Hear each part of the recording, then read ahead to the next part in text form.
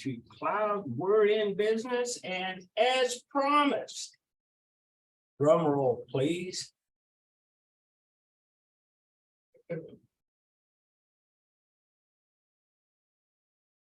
Refuse to connect. Ah, we got it. Hello, my name is Emma Vantic, and this is my video research presentation. The piece I decided to do my presentation on is the potato eaters by Vincent van Gogh. This extraordinary piece was painted in April and May of 1885. Painted in Nieuwen, Netherlands, the piece is an extraordinary painting from the Impressionist era. It is currently situated in the Van Gogh Museum in Amsterdam, but has many of the iconic artist pieces. The Potato Eaters by Vincent van Gogh is one of the first great pieces the legendary artist created. The piece depicts 5 figures, 4 female and 1 male, sitting around a table eating potatoes. The composition President Van Gogh selected because it was challenging. He believed the composition and the use of color would prove he was becoming a great artist, especially in figure painting. The figures are peasants and they eat the crops they grew with their own hands. Van Gogh wished to depict people who, quote, have tilled the earth themselves with their hands barefooting in the dish, that they have thus honestly earned their food. He used dark earthy color, quote, something like the color of a really vegetable potato, unpeeled of course, to depict the harsh reality of peasants, giving the figures bony working hands and harsh round faces to show the wear and tear life put upon the figures. Van Gogh's inspiration for the piece was a family, the De Groot family, who was a farming peasant family he was acquainted with.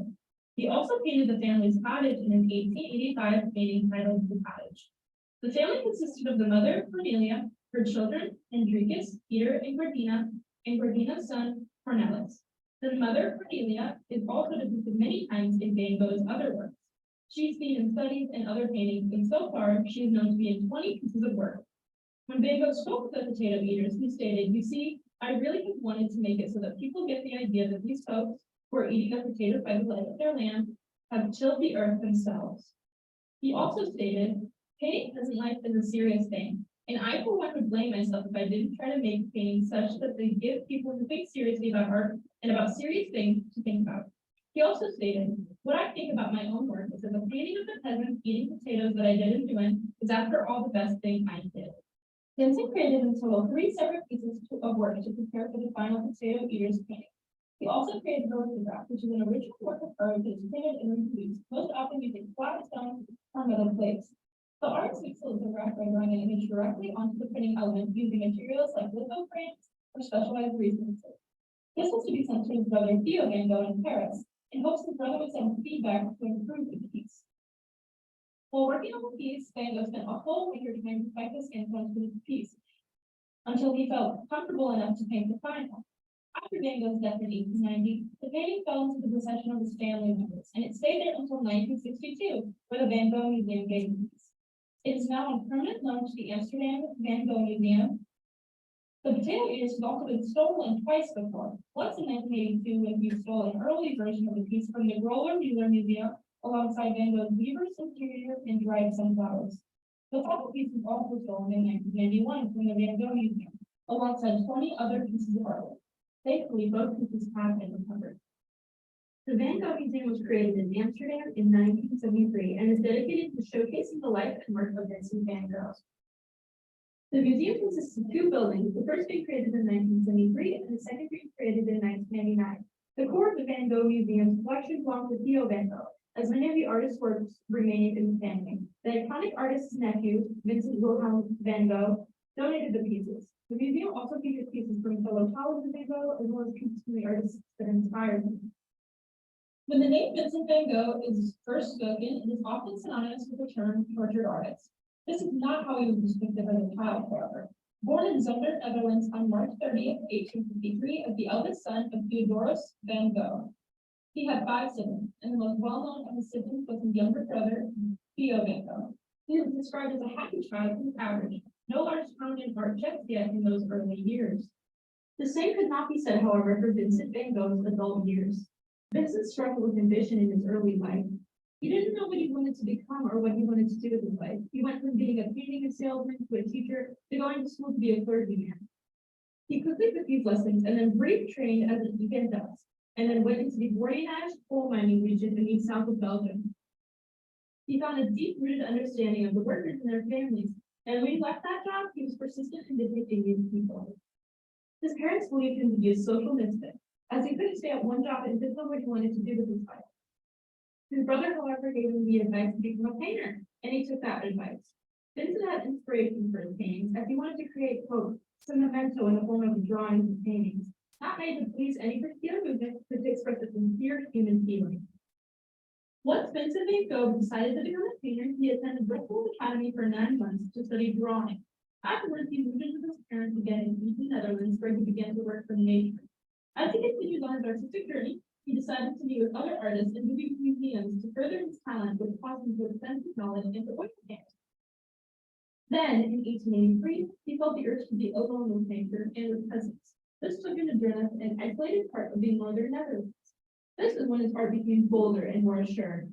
A novel about the coal-mining region of France greatly influenced Van Gogh at this time, feeling his want to depict peasant workers, and sociological criticism was heavily implied in many of his period.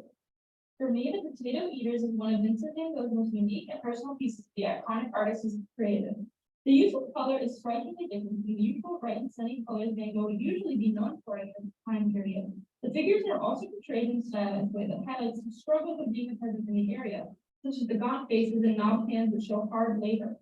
When I look at the artwork, the opening section can be seen as sad, yet I believe it more heavily shows strenuous work and people doing what they must to make a living.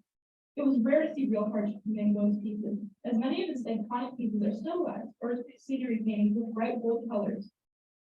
The creation of this piece really shows Van Gogh's ambition to be a true artist.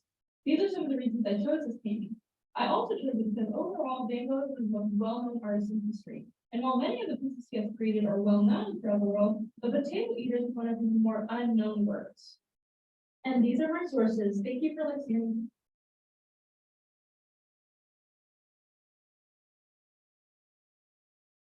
Very good.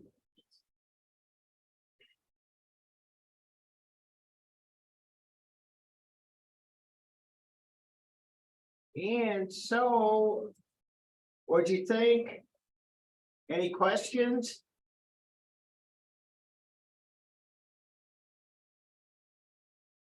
Well, I thought it was pretty good. I wanted to add a little something to what you said and kind of bring it to everybody's attention. You mentioned the term tortured artist. And really, that is like so true. He had become sort of the de facto poster boy for the starving artist, the one who would be tormented, as you say, tortured artist, that would not be appreciated until after he or she died. And that is kind of still a myth that circulates actually still in today's culture. I know when I decided to study art, I was getting a lot of that. What? You're studio painting? Are you serious? Well, you're going to have to learn some new phrases like, would you like to supersize that? Come on through to the window, I'll have your order, stuff, anyway. But that is it. It's just pretty much the basis for that characterization. So that was really pretty cool. So since we're down here on the bottom of the alphabet, okay, can I run yours now? I know it's good. Oh, forbidden error. I don't know why that showed up here, but it plays. Pardon?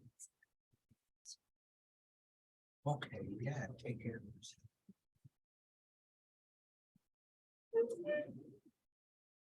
And so, is that what this means right here? Play. It worked.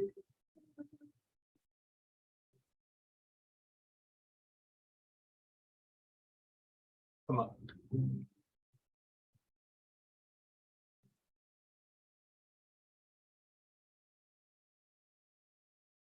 Internet connection's a little slow, sorry about that, folks.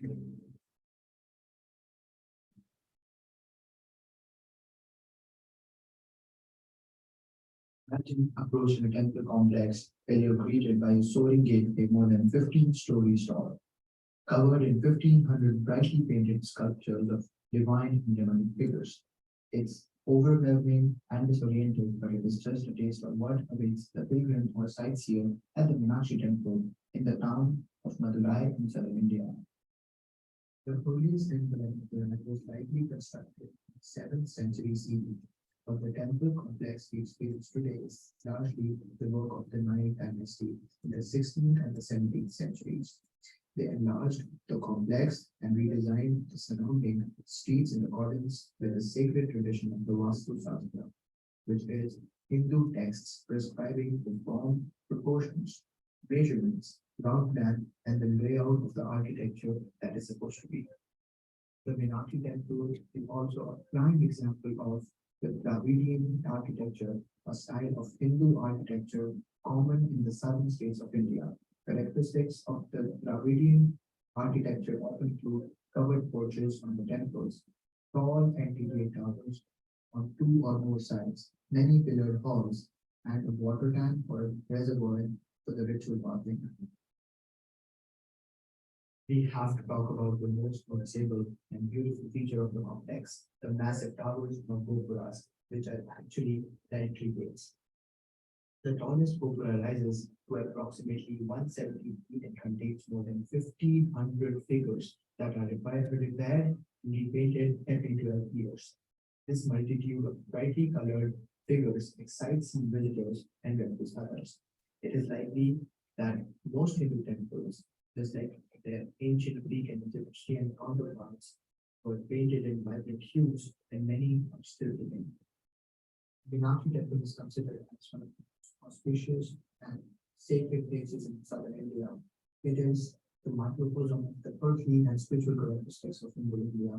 It is bustling, crowded, filled with people, joy, and people with different kinds of problems and prayers.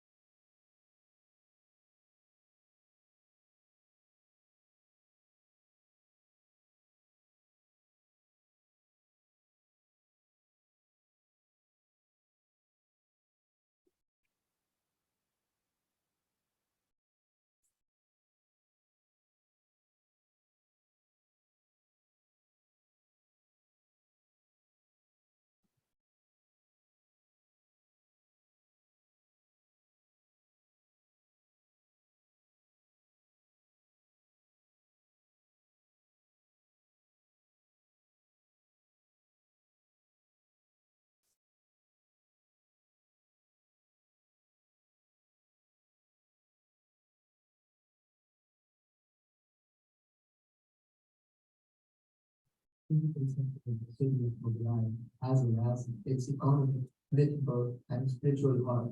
Its importance radiates outward from the central shrines to Mumbai to the entire Tamil-speaking region in South India and beyond.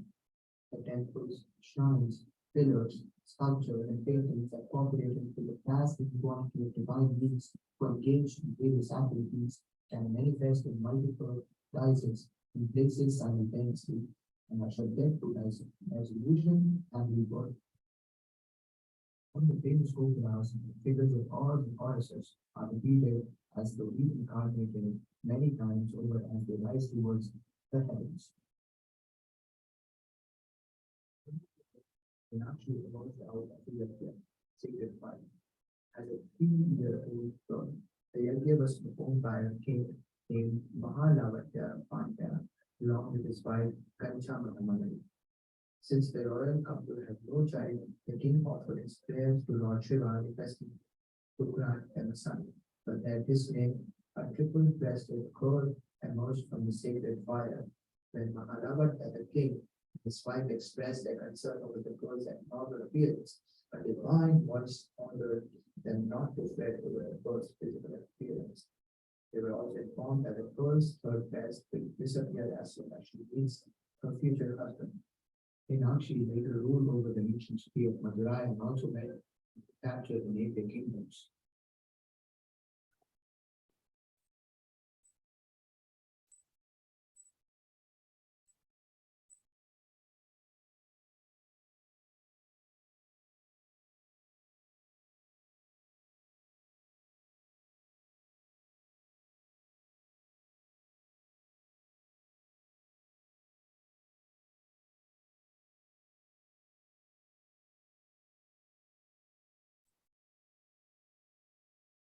Since Meenakshi is the main deity of the temple signifies the importance of woman in a Tamil Hindu family.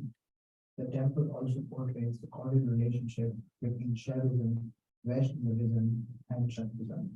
The Sundareshwar shrine is also known as one of the fifth Panchasamayuja, five forts where Lord Shiva is believed to have performed the cosmic dance. Worship mainly involves rituals and processions. One of the rituals involves placing an image of Sundareshwar inside the temple, which is then moved to the shrine of Meenakshi.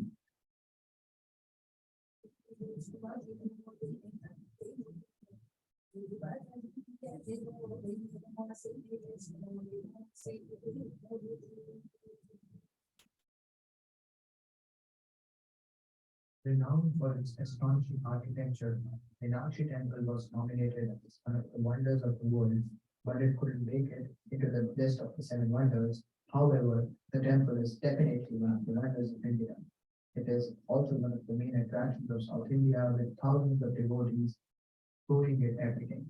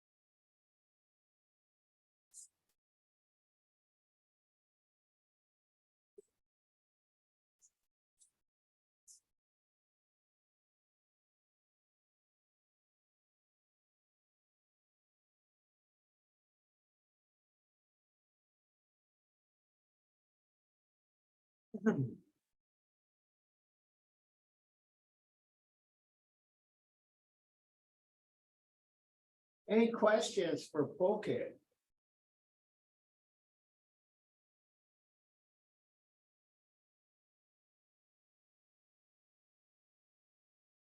Well, I have a couple actually.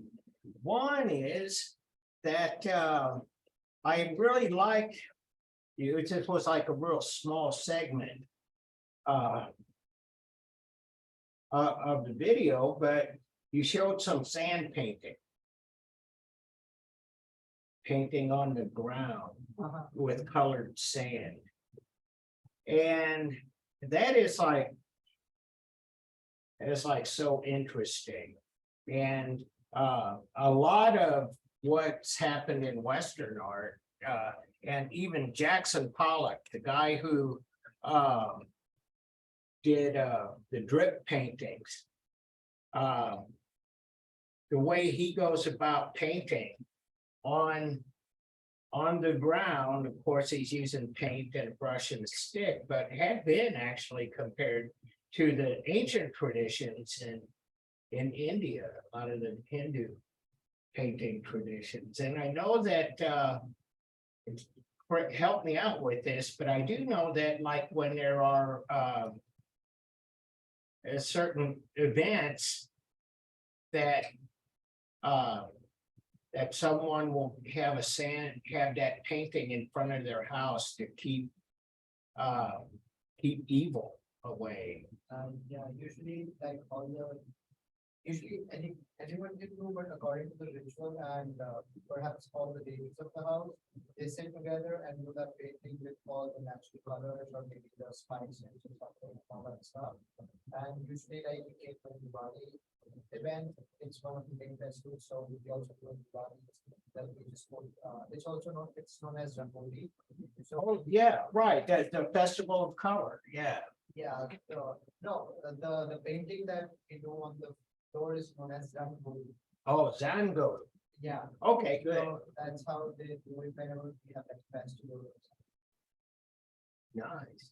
The other question I had was I've seen pictures, I've never been privileged enough to go to India, I hope to someday.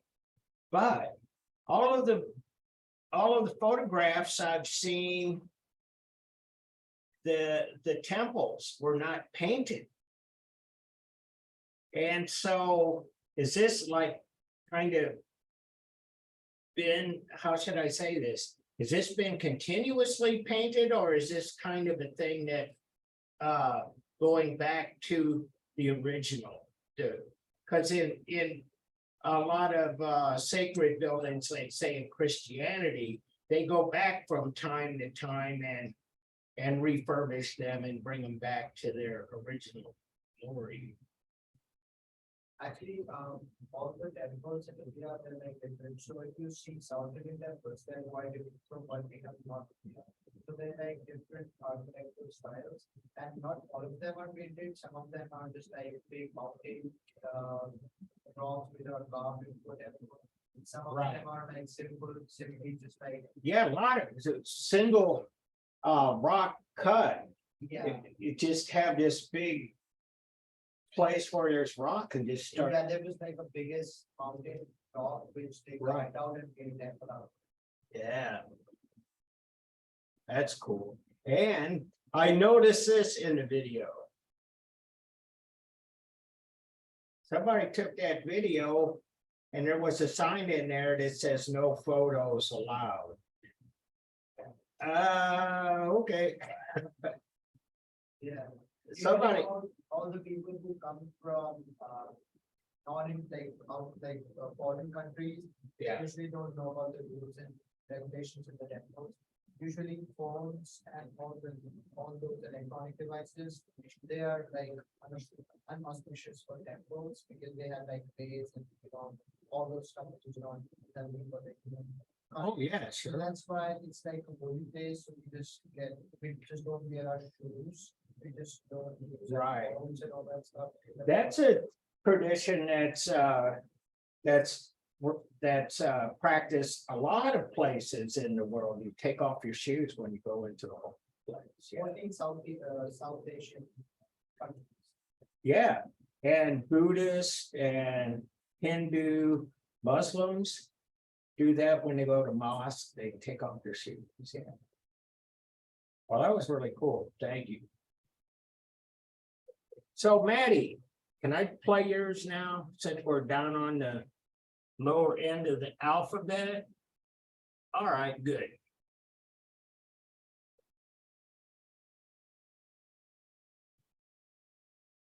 Hello, I will be talking about the story of Jesus' final meal and how Leonardo da Vinci came to depict it in his influential piece known as the Last Supper. Da Vinci began creating this piece in the year 1495 after being commissioned by the Duke of Milan during his stay in that city. Following his simple manner, Da Vinci worked very slowly on the piece with many long pauses between painting sessions. Due to this lengthy process, Da Vinci took roughly 3 years and completed the piece in 1498. Now, I will get back to the specific piece, but for a moment, I would like to talk about the artist behind it, Leonardo da Vinci. At a young age, historians state at around 15 years old, Da Vinci was apprenticed by his father to an artist by the name of Andrea del Verrocchio. While apprenticing with him, Da Vinci learned skills like painting, sculpting, technical and mechanical arts, which helped him later on in his life and in his designs and inventions like helicopters and parachutes. During the same time, Da Vinci also worked in the artist Del Puig workshop. Puig was a sculptor, painter, engraver, and goldsmith.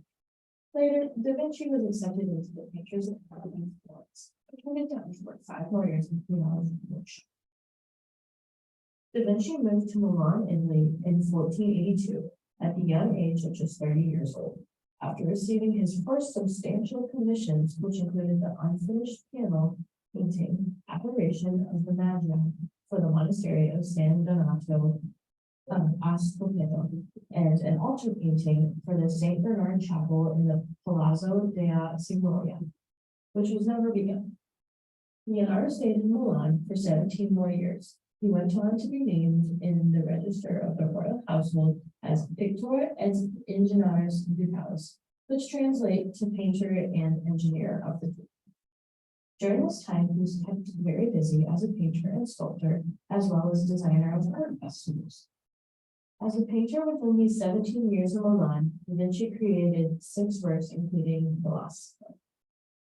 In late 1499 and early 1500, Da Vinci left Milan and moved on to Venice.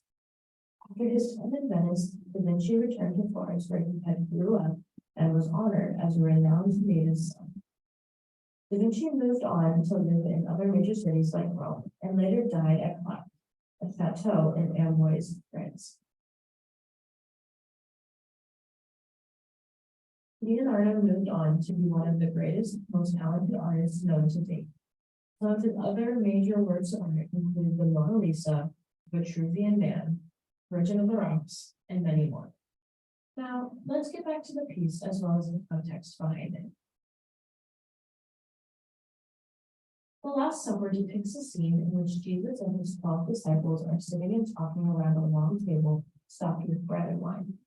What is special about this bread and wine reflects back to the real history of Jesus' final meal. Speaking to his disciples, Jesus picks up a piece of bread, breaks it, and passes it around. He says, "Take and eat, for this is my body." He then raises a chalice full of wine and says, "Take and drink, for this is my blood poured out for you." This wine and bread was the Last Supper for Jesus and his disciples before he would be turned in and arrested. During this scene, Jesus lets his apostles know that he knows one of them will betray him in the near future by stating, "The one who has dipped his hand into the bowl with me will betray me," which can be found in the Bible in Matthew verse 26-23. The moment captured in this piece shows Judas, one of the apostles, betraying not only Jesus, but his job. He gave Jesus a location easily to men who were hunting him, when his role was to teach and testify of Jesus throughout the world. This act of betrayal led to Jesus being found and crucified. This piece is so influential for Christians that copies of it hang on the walls of churches, monasteries, and convents, so that nuns, monks, and Christians alike could have their meals in the presence of Jesus and his final repast. Along with these replicas, the original piece still stands on the wall of Santa Maria via Gresca, which is in the church in Milan, Italy, that I previously stated Da Vinci was commissioned to create the artwork for. Artwork in the Renaissance era typically included techniques like perspective, foreshortening, and proportion. Leonardo da Vinci included each of these in the Last Supper, following suit in other Renaissance art. Da Vinci showed perspective through one point by having the orthogonals all converge toward one point, using Jesus as the vanishing point to draw viewers' attention to him as the focal point of the piece. Another simple yet influential technique used within this piece is foreshortening. This is when an artist makes things in the foreground seem bigger than the objects in the background. Jesus and his disciples sitting at the table are painted bigger than the village in the window behind the characters. This technique shows us that Jesus, his disciples, and the table are much closer to us, to our view, than the previously mentioned background. Proportion is another important technique mentioned. Proportion refers to the difference in sizes of parts that make up the whole. The head of the individual are roughly the same size of the necks between the 13 men illustrated. In proportion to the heads, the hands painted are smaller as they would be on a real human, but still remain equal in comparison to other hands throughout. Continuing on. When done right, works of art look like one whole piece, but many different media are used to come together as a masterpiece. Media refers to the materials or tools used by an artist. In Da Vinci's Last Supper, he used four main medias, these being tempera, gesso, mastic, and pitch. Each is no less important than the other. Gesso is first applied to the surface to make a slight texture, which then prepares the painting for tempera. Tempera is a fast-drying, semi-opaque paint applied in thin layers through small cross-hatching brush strokes. Mastic varnish is then used, which is made from mastic resin. Mastic is used to coat the painting and give it a glossy varnish, and also creates a layer of protection. The fourth media used was pitch. This is a form of resin. Pitch resin was used by Da Vinci as a binder to hold the pigment of the tempera in place and provide a glue-like adhesion to the painted surface. Although media like mastic varnish were used as layers of protection on Da Vinci's Last Supper, it had fallen short to deterioration over time. Seeing that this piece has sat for over 500 years in a church just as well, in the efforts to save its beauty, it has undergone quite a bit of restoration. Over time, to keep the paint from peeling, a thick layer of phthalic resin was applied to slow down the deterioration. Later, between 1977 and 1999, the surface was scraped away 1 centimeter at a time to, in the end, reveal Da Vinci's original work.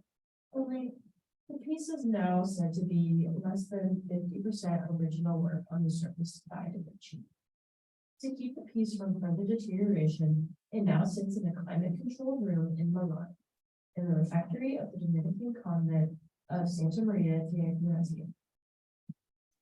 Finally, I would like to take a minute to talk about my own personal point of view on the Last Supper painting. Seeing a piece of art is one thing, but knowing the story behind it brings you to a whole new connection.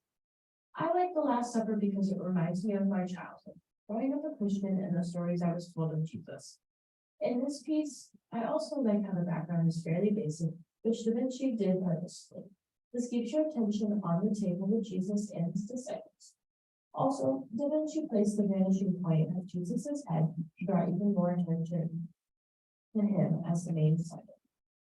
This being said, the Last Supper is definitely one of my favorite pieces of work. Thank you for your time, and I hope you'll learn a bit about Leonardo da Vinci and his masterpiece, Last Supper. And here's my bibliography of sources used. Thank you.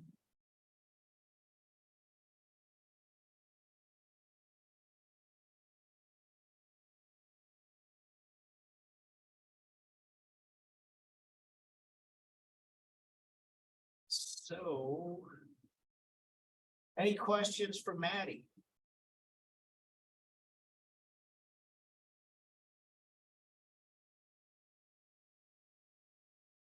Well, I had a couple of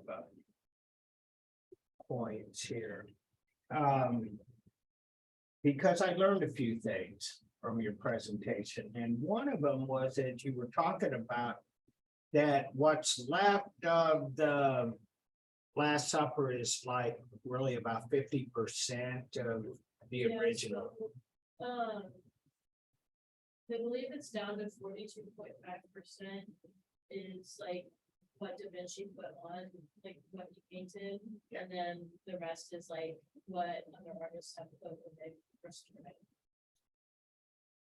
Yes, yeah, and the yeah, that's like a huge thing. And the Last Supper really kind of deteriorated a lot more than some of the other works of the era. But they had a similar controversy when the Sistine Chapel ceiling was restored some 35 years ago. How much of it was real Michelangelo and how much was restoration? Had similar problems, but not the same problems.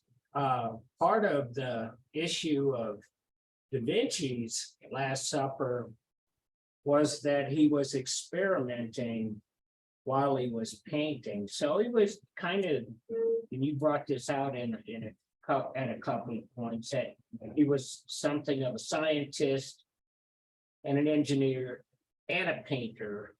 And so he was always trying to push the limits. He was trying to do new things. Whereas like Michelangelo, the fresco was kind of an established method of painting and an established medium. And there's something else that you brought out too, and you talked about him being an engineer. And that he studied under Andrea del Verrocchio, which is really kind of cool. And we know that Da Vinci was, by all accounts, an excellent sculptor in his own right, but there's not much left of what he did. But I want to tell you guys a little story, partly because I'm thinking about Emma's portrait artist issue. When I was at Truman for a long time, what happened at one point was my good friend, the sculpture teacher, retired, and there was no one there to replace him. So I took over the sculpture program for a couple of years until we found a viable replacement for him.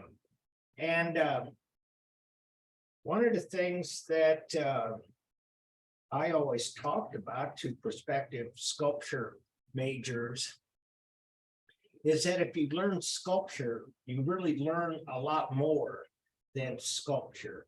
And that kind of goes to your point about being an engineer too. The idea that you can make things, that you get familiar with materials, that you get familiar with materials that are, until art's made out of them, it could be just regular, ordinary Home Depot stuff, you know.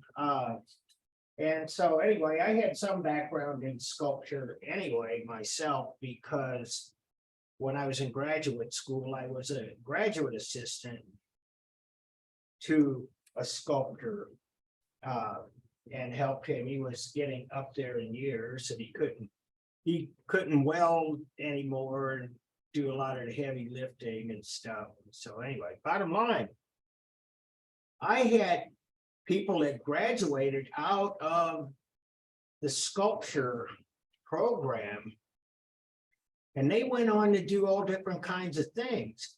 I have one in particular that took what he learned in sculpture, and he works for an aircraft company in Florida.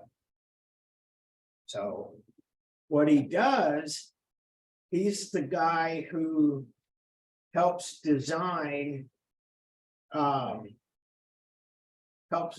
should I say this, equipment or how to convert used airliners that we fly on. They get so many flight hours and then they sell them off. They're just too old, and they make cargo planes out of them.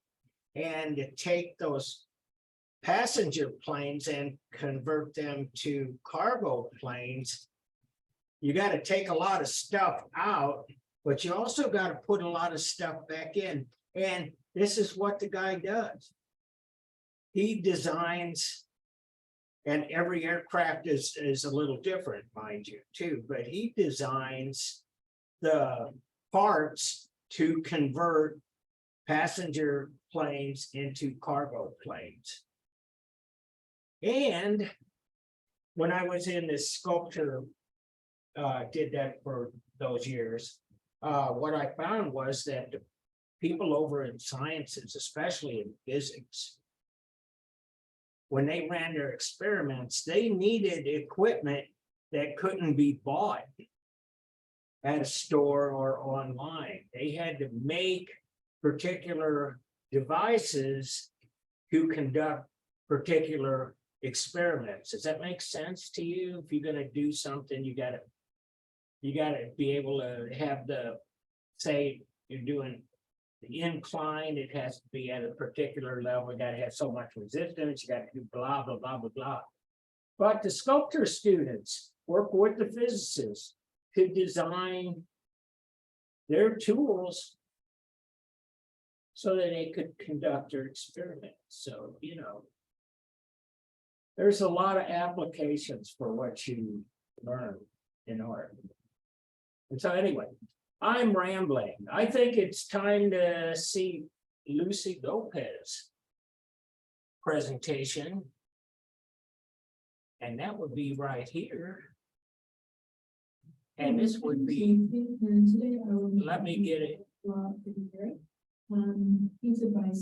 I gotta check my, was created by the famous Italian Renaissance painter Sandro, who was born in Florence, Italy.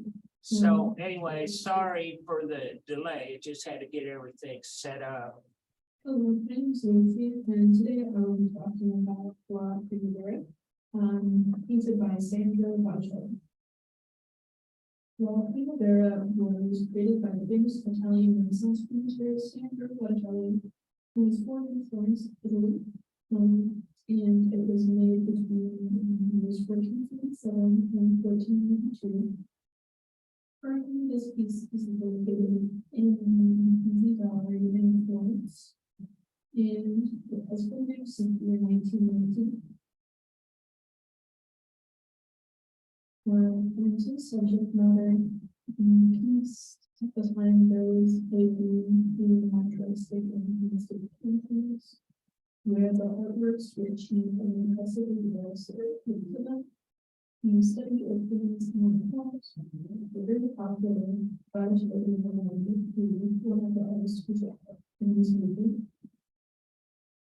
The painting itself was painted with tempera on the wood painting. It was a popular wood painting.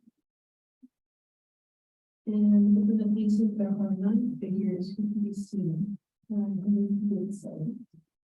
From left to right, there is Mercury, who is the Roman god of heaven.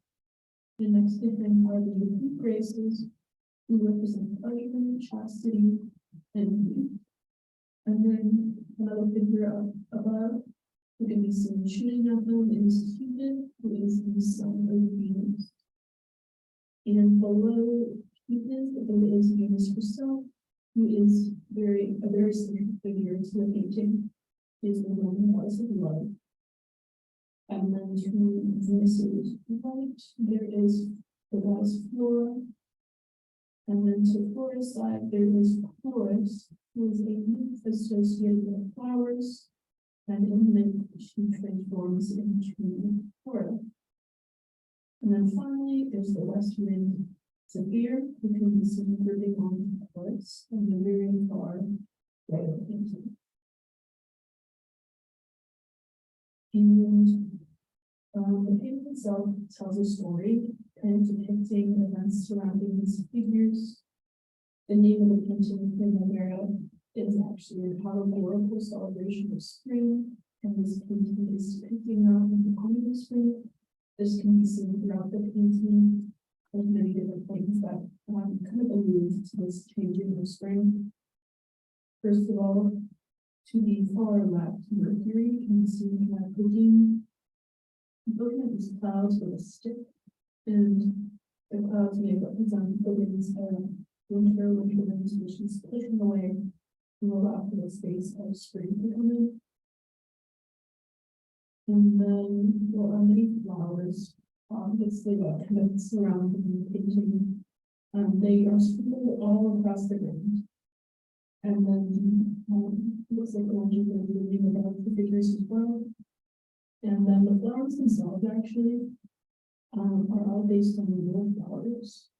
People who analyze the painting have been able to pick out at least 138 different species of real world plants that can relate back to this painting. And then also another feature that represents and pushes this idea of spring is that Venus and I believe Flora as well appear to be pregnant, which kind of shows into the fertility that is shown throughout spring. And can be represented there. And then the context, Botticelli, the whole painting this painting, he actually went on a trip to Rome and took inspiration from the Roman and Greek goddesses that can be seen, and which was very different from the heavy Roman Catholic imagery at the time, where there were many religious paintings that were being pushed out. And this painting is also an example of the shift of culture in the time, where there was a shift of feminism and realism. And many of these pictures were painting more humanistic and focusing more on studies than of religion. And another technique in this painting, you can see that the figures are very, very bright compared to the dark background. It's a very stark contrast that was a technique that Botticelli used. The figures are unnaturally bright. That separates from the dark, most black color that that's the foliage. And then personally, I really like this particular piece of art. I think it's a really beautiful and inspiring piece with lots of meaning behind it. And the style of it and just the way that it was made really intrigues me. And once again, I think it's very beautiful. The emotional impact of this has on me, it just really makes me happy looking at it with all these different really well painted pictures. And I think the colors are really lovely to look at too, these warmer tones that are very bright and very pushed out, but not too bright. They're still kind of soft in nature. So it's just a very serene piece of art. That's just very pleasing. I aspire to create pieces of art with a meaning tone like this that the Bear has. And if I dream more often, I would find myself taking inspiration from this. Some of my favorite parts, I really enjoy the flowers. I think that it's very interesting how Botticelli actually use real flowers to do this instead of just picking anything up. And just the way that they really as well as the coloring, I really enjoy that too. I take inspiration from these aspects. And I would like to implement something like this in some of my drawings at some point. And you can just see through all these pictures the detail that really went into this painting. I think it's really amazing. And that palette, that color palette right there. It's very pretty. Everything's very pretty once again. So just in general, it's just a very beautiful piece of art that really has a lot of thought and meaning behind it. And I just think it's amazing and it's made by a very, very famous painter in the Renaissance.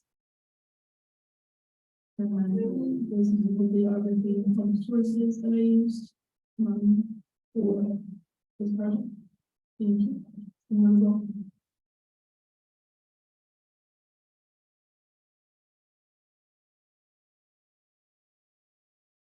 All right, any comments, questions for Lucy?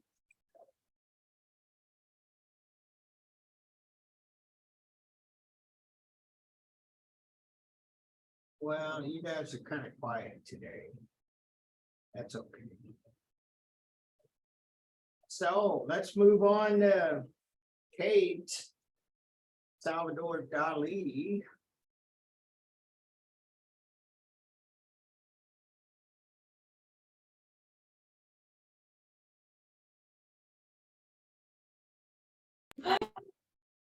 Hello, today I will be talking about the famous artwork, The Persistence of Memory by Salvador Dali.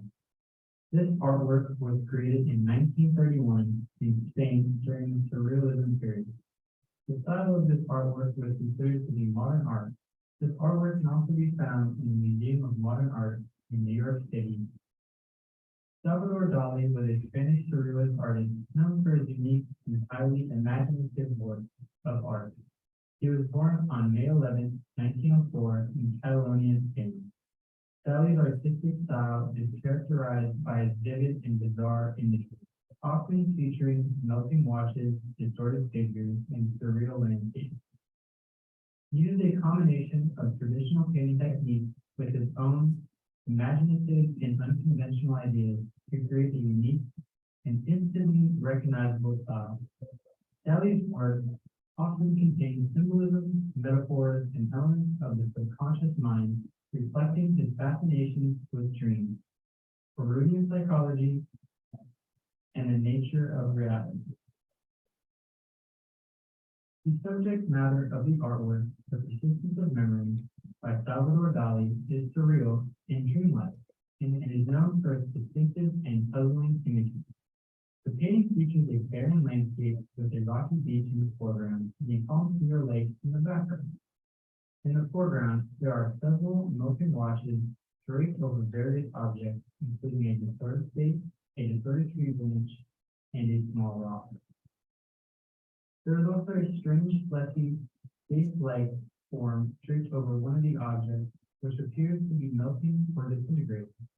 The painting is often interpreted as a depiction of the fluidity and instability of time. With the barren landscape and the surreal forms also create a sense of otherworldliness, and evoke a dreamlike quality, typical of Dali's surrealist style. Dali himself described the painting as a representation of the monstrous world of the subconscious, and it is often interpreted as an exploration of the relationship between reality and illusion, time and memory, and the conscious and subconscious mind. However, like many surrealist artists, the persistence of memory is open to interpretation, and different viewers may interpret it in different ways, finding their own meaning and symbolism in the mysterious imagery. The Persistence of Memory by Salvador Dali does not have a clear narrative in the traditional sense, as it is a surrealist artwork that is open to interpretation and can be seen as a representation of the subconscious mind and the fluidity of time and memory. However, some art historians and critics have proposed various interpretations of the artwork's potential narrative or themes based on its imagery. The cultural context of the time when Dali created The Persistence of Memory was marked by significant social, political, and artistic changes. The early 20th century was a period of rapid industrialization, technological advancement, and social disruption, with World War I and World War II both taking place during Dali's lifetime. These disruptive events had a profound impact on society and culture, leading to a sense of disappointment and existential anxiety. Surrealism emerged as a response to these changes, with artists seeking to explore the subconscious mind and irrational aspects of human experience. Dali's The Persistence of Memory is often seen as a reflection of the surreal and disorienting nature of time, with its melting washes, distorted forms, and dreamlike quality, capturing the sense of instability, uncertainty, and fluidity that characterize the culture and psychological landscape of the time. Additionally, Dali's artwork was also influenced by his personal experiences and beliefs. He was known for his uncommon personality and controversial behavior, and he often used his artwork as a means of expressing his inner thoughts, desires, and feelings.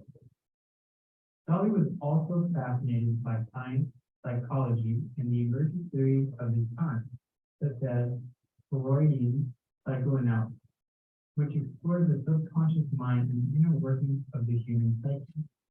These personal and intellectual influences are reflected in the surreal and symbolic imagery of The Persistence of Memory. Furthermore, Dali's artwork was a part of the broader artistic and intellectual movement of surrealism, which had a significant impact on the art world and cultural discourse of the time. Surrealism challenged traditional artistic conventions, pushing the boundaries of artistic expression and embracing unconventional techniques and subject matter. Dali's The Persistence of Memory was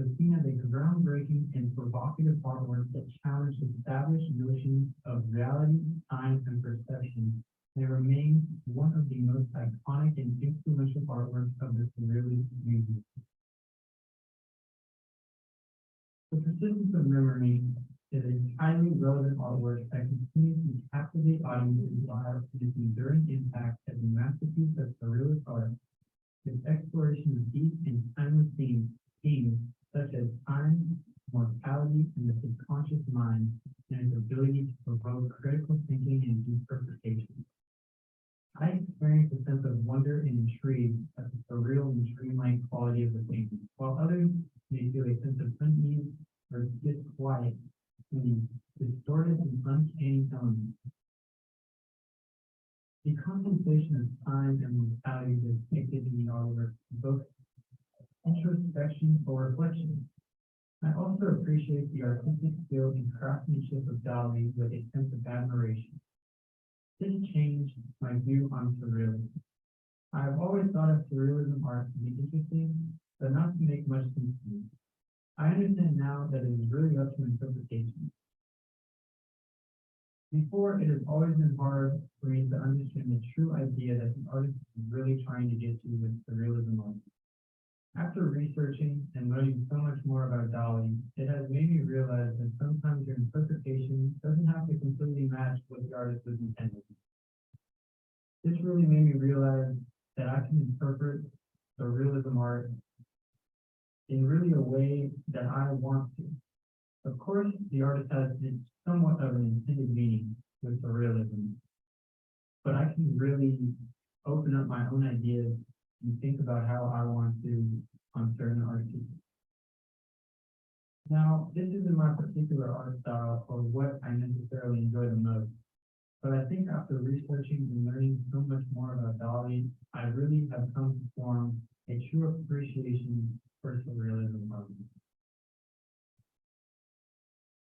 Thank you for watching our presentation about the art piece, The Persistence of Memory by Salvador Dali.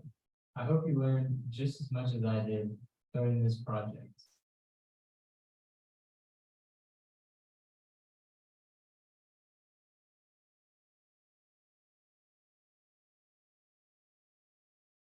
Well, I'm on record.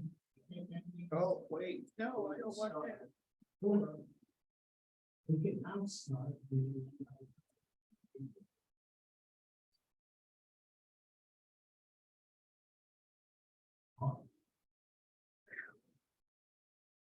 That was mine. Anyway.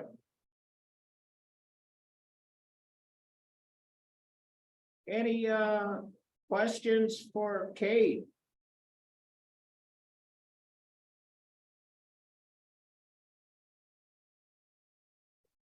Well, we got time for one last one. So let's watch what Austin put together.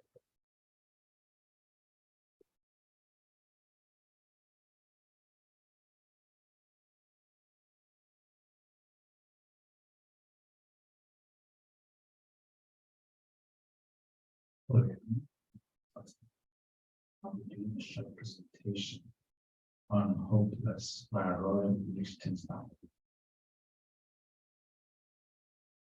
A little background information of the artist of Hopeless. Royal Liechtenstein is an artist, painter, sculptor, printmaker, and a digital painter. He was born on October 28, 1932 in Manhattan, New York. He has also died on September 29, 1987. He's one of the leaders of the new art called pop art, and his paintings were heavily influenced by a style called the comic strips and advertisement. Pop art, and pop art was just a movement that emerged in the United States during the late 1950s.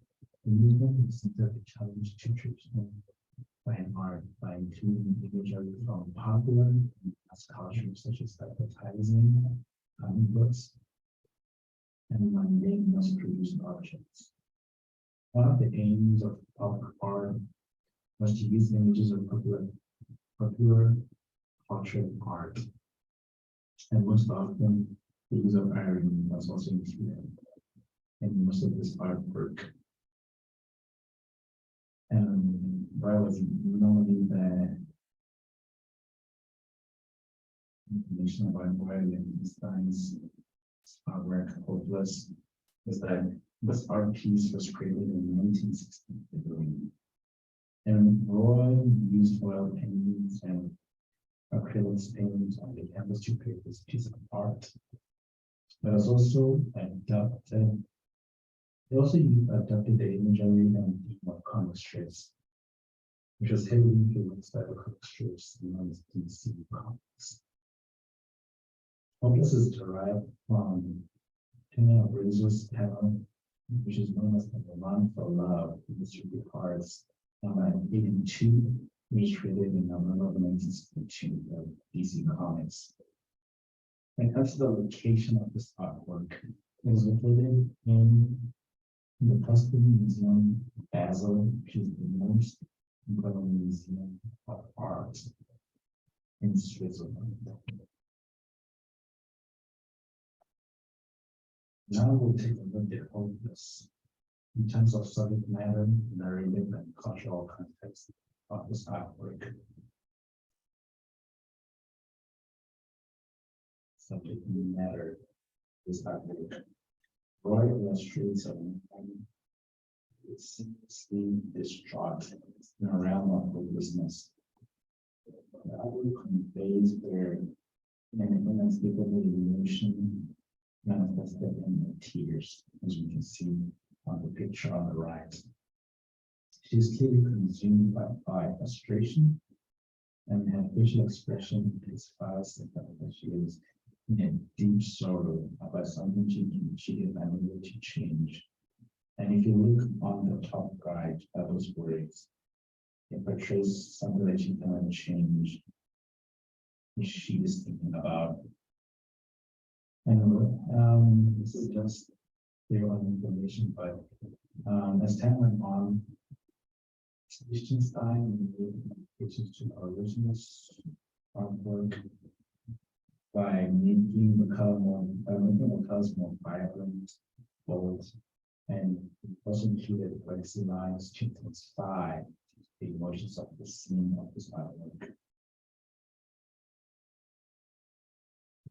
This artwork, the woman's face is laying down in blue fabric, while crying. You can tell from the blood bottle that reads, doesn't go away, it should have begun, but it is hopeless.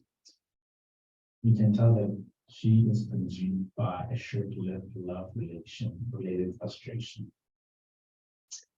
The text in the novel is meant to tell a story about the dynamics between gold and lost gold. What is symbolizing an inescapable, you can see is through the position of her and which is emotionless expression. The point of this artwork is that it reflects the social and emotional climate of the 1960s. As many people have been feeling this illusion and this citizens due to the civil rights movement and political assassinations that happened during the 1960s. The hopelessness that uses the comic book style and the satisfaction of many people in the 1960s, and the use of the bold colors and simplified form creates a sense of emotional intensity and urgency. On the level of facial expression of the figure emphasizes the feeling of hopelessness and isolation by the woman. But overall, the cultural context of hopelessness is one of social and emotional turmoil, fighting the challenges of a rapidly changing society, the struggles of individuals to connect with one another in a meaningful way. Now Now we'll take a look at this side from my point of view. From my point of view, the relevance of this conflict is that it reflects the human experience of emotional isolation. I believe that it also captures the mental helplessness in this kind of darkness of period that we live in. Means that the Christian message that this outlook must deliver will never change. Why? The relevance of hopelessness lies in its ability to capture a world like human experience and to inspire reflection in the challenges of emotional connections such as sadness.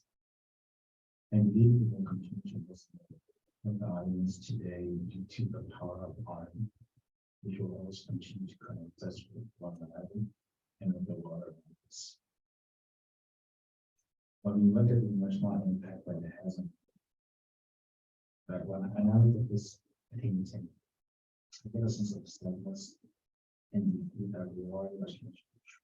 I feel like it does a great job. So, especially with the limited facial expression that the woman had, it's artwork.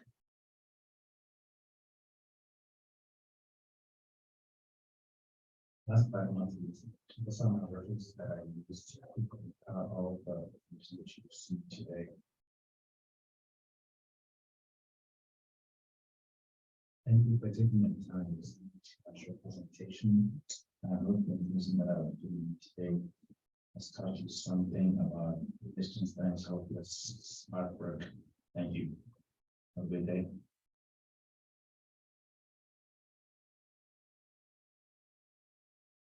Any questions for Austin? Any comments?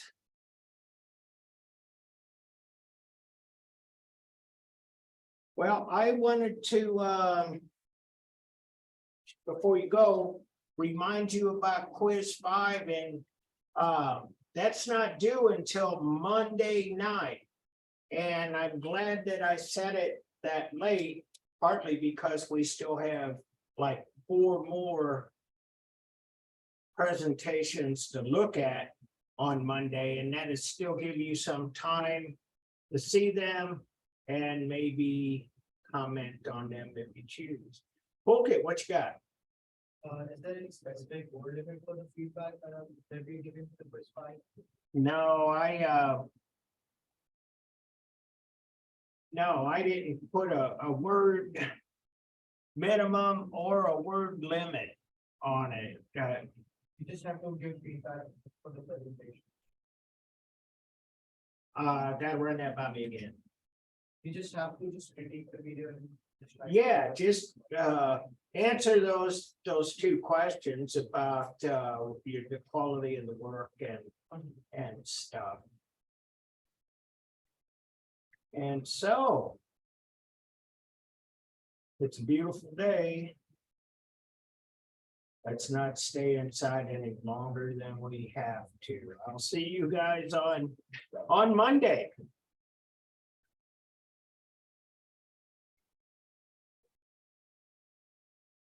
Thank you. Thank you. Yeah, see you guys. Have a good weekend. You too, Austin.